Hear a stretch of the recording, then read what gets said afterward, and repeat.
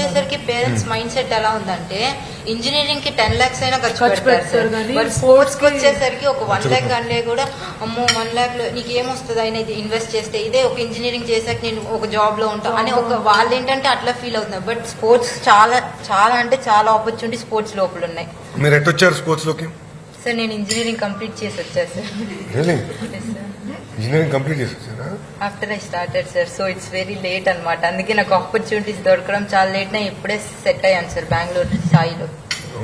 Coach ఇప్పుడే దొరికారు sir నాకు. స్ట్రగుల్ సార్ నేనైతే I was not really interested in sports at all, but I used to come first in my annual days, in zonal competitions. Like in our school they used to take ప్రతి class run చేయాలి. First second వచ్చిన వాళ్ళని zonals కి తీసుకెళ్తారు. నేను ఎప్పుడు first second వచ్చేదాన్ని, నాకు ఇంట్రెస్ట్ లేదు బట్ వచ్చేదాన్ని. సో మా ఫాదర్ చూసి లైక్ సపోర్ట్ చేసి, my father was a body builder when he was young. So ఆయనకి సపోర్ట్ లేక ఆపేశారు మధ్యలోనే. సో ఆయన చాలా ఇంట్రెస్ట్, సో నన్ను స్పోర్ట్స్ లోకి తీసుకురావాలి అని. ఎలాగో నేను ఫస్ట్ వస్తున్నా, సో ఆ విధంగా స్పోర్ట్స్ లోకి తీసుకొచ్చి జాయిన్ చేశారు. అలా వరల్డ్ స్కూల్ గేమ్స్ కి వెళ్ళా, వరల్డ్ యూత్ కి వెళ్ళా, ఒలింపిక్స్ ఆడా. Like my father was really like in to getting me in to sports. అప్పుడు నాకు ఇంట్రెస్ట్ వచ్చి నేను స్టార్ట్ చేశాను. నేనైతే స్టార్టింగ్ నుంచి అన్ని గేమ్స్ టచ్ చేసాను సార్. అంటే ఆర్చరీ నేర్చుకున్నాను స్టార్టింగ్ లో, దాని తర్వాత కబడ్డీ నేర్చుకున్నాను, దాని తర్వాత క్రికెట్కి వెళ్ళాను సార్. ఇంకా ఆ 3 గేమ్స్ అయిపోయిన తర్వాత చెస్ లోకి ఇచ్చాను సార్. చెస్ లోకి వచ్చిన తర్వాత స్టేట్స్ వరకు వెళ్ళాను సార్. చెస్ తర్వాత ఏం చేశానంటే మన 2019 లో చంద్రబాబు నాయుడు గారు వాటర్ స్పోర్ట్స్ అకాడమీ అని ఒకటి పెట్టారు కదా సార్ మన ఆంధ్రాలో. ఎర్రకాలలో మా ఊరి దగ్గర పెట్టారు సార్. బిల్డింగ్ కూడా కట్టడం అవన్నీ చేస్తుంటే వాటర్ పేపర్ లో చూసి నేను అందులో జాయిన్ అయ్యాను సార్. 2019 to 20 వరకు నేను రోయింగ్ ప్రాక్టీస్ చేశాను సార్. చేసి అందులో నేషనల్స్ వరకు వెళ్ళాను సార్.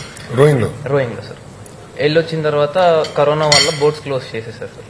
దాని తర్వాత ఇంకా అకాడమీ మొత్తం క్లోజ్ అయిపోయింది సార్. నేను ఏం చేశానంటే స్పోర్ట్స్ అంటే ఇంకా ఇంట్రెస్ట్ ఉండడం వల్ల ఆ కోచ్ని తీసుకెళ్లి నేను ఓన్లీ ఆ కాలలో స్విమ్మింగ్ నేర్చుకున్నాను సార్. నేను అలా స్విమ్మింగ్ నేర్చుకున్న కాల్లో కన్నా స్విమ్మింగ్ పూల్ ఉంటే బాగుంటది కదా అని చెప్పి మన శాప్ పూల్ ఉంది కదా సార్ ఏలూరులో, విశ్వనాథ్ దాంట్లో స్విమ్మింగ్ నేర్చుకున్నాను సార్ ఒక 3 months. దాని తర్వాత ఏం చేశానంటే ఇంకొంచెం బెటర్ ఉంటే బాగుంటది అని చెప్పి హైదరాబాద్ లో ప్రైవేట్ అకాడమీకి వెళ్ళిపోయాను సార్.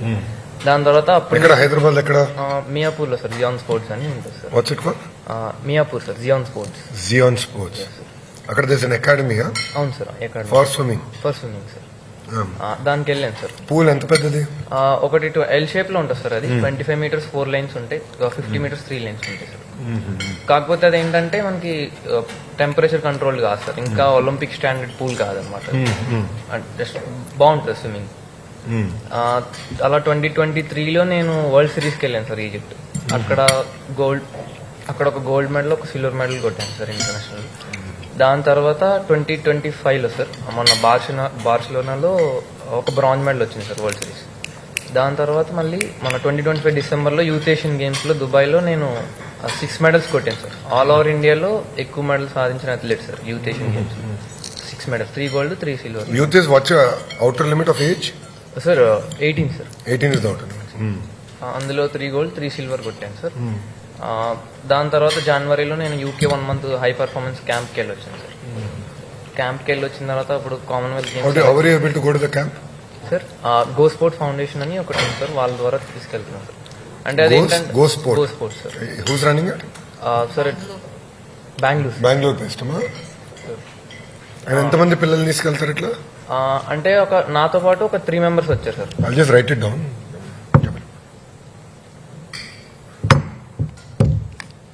అంటే టోటల్ ఎంతమంది పిల్లల్ని సపోర్ట్ చేస్తారు అట్లా? అంటే వాళ్ళ నాతో స్విమ్మింగ్ తో వచ్చి ఒక 3 members నాతో కలిపి 3 members ఉన్నారు సార్. అక్కడ 3 members క్యాంప్కి వచ్చారు. అంటే అది ఎలా ఉంటుంది అంటే 1 month వరకే ఉంటుంది sir camp.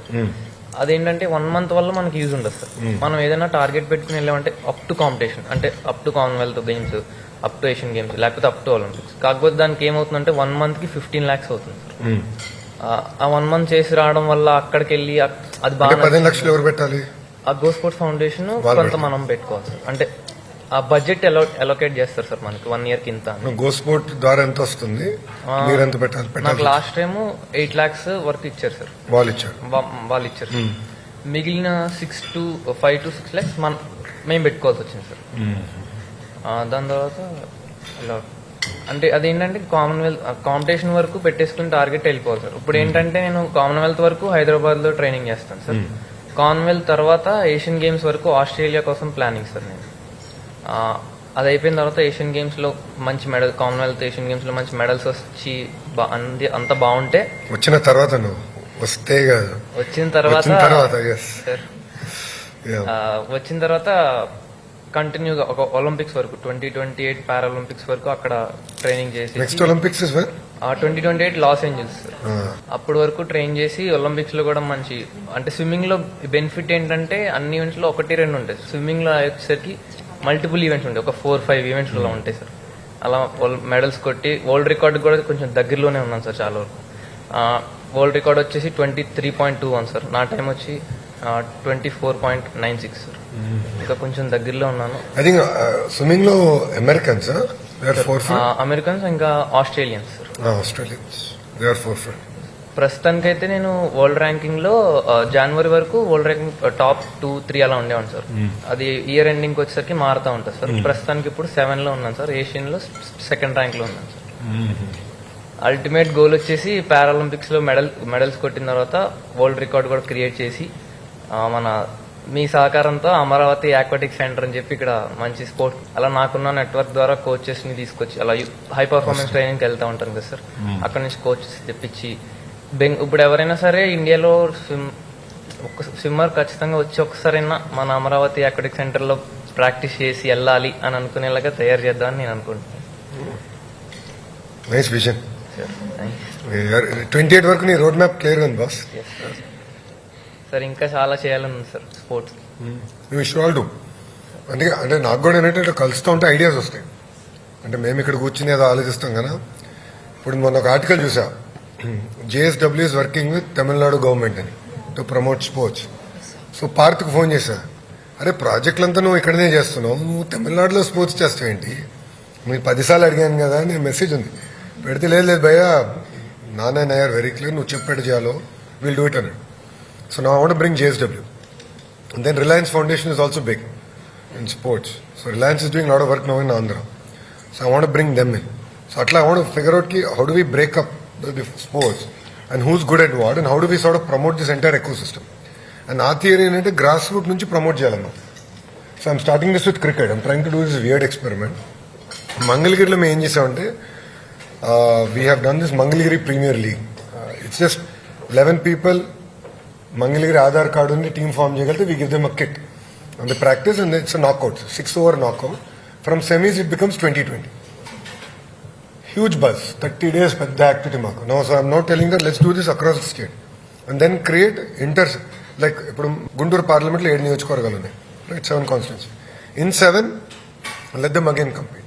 The winners will go compete in 25 and then for the final there will be only 2 where CM Garu will come. So then it creates that grassroots movement.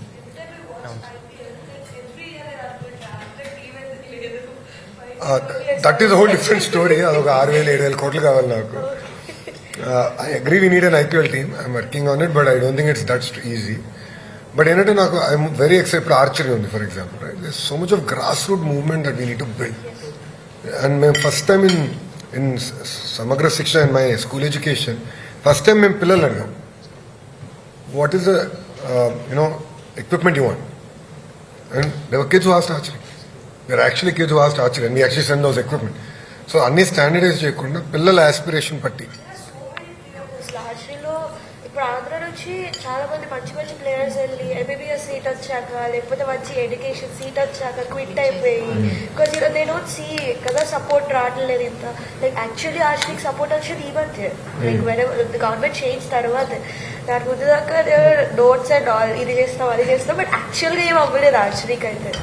We always think like ఆర్చరీకి recognition కంటే like peaks లో ఉన్న తర్వాత state లో అయినా తెలుస్తుంది that we are a player from state అని చెప్పి. ఇప్పుడు జ్యోతి సురేఖ అక్క, ధీరజ్ అన్న, all of them are elite players.